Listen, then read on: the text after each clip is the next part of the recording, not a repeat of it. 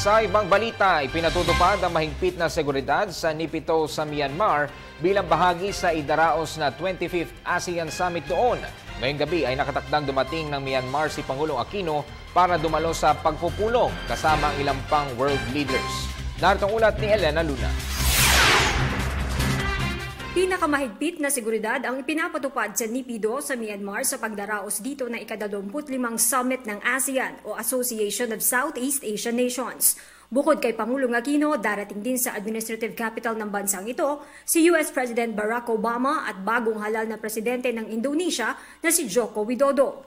The 25th ASEAN Summit is expected to discuss pressing issues in the region.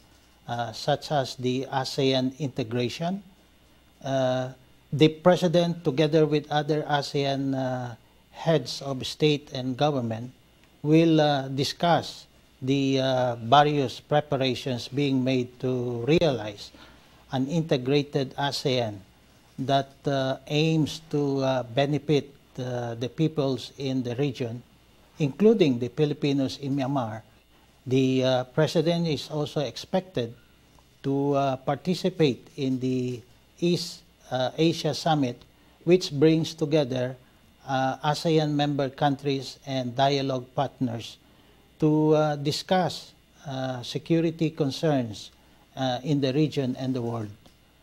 I expect that non-traditional issues such as climate change, Ebola outbreak, and evolving regional security architecture will be high on the agenda.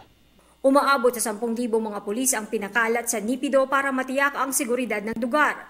Halos doble ito ng bilang kumpara sa ginanap na ASEAN Summit dito noong Mayo. Mas mahigpit na seguridad ang pinatutupad sa Myanmar International Convention Center, kung saan magtitipon-tipon ang 10 lider ng ASEAN kasama ang mga pinuno ng bansang dialogue partner tulad ng Amerika, China, Japan at Korea.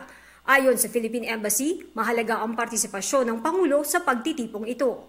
Sa taong 2016, ipagdiriwang ng Pilipinas at Myanmar ang ika-60 anibersaryo ng bilateral relations.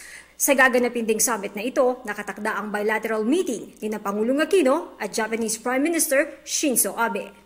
Alas 11 ng gabi, oras sa Myanmar o 1:30 ng madaling araw bukas, oras sa Pilipinas, darating si Pangulong Aquino dito sa Naypyidaw mula sa Beijing, China. Ito na ang pangatlong pagbisita ni Pangulong Aquino sa Myanmar matapos ang kanyang partisipasyon sa World Economic Forum on East Asia, Hunyo noong isang taon, at ASEAN Summit nitong Mayo.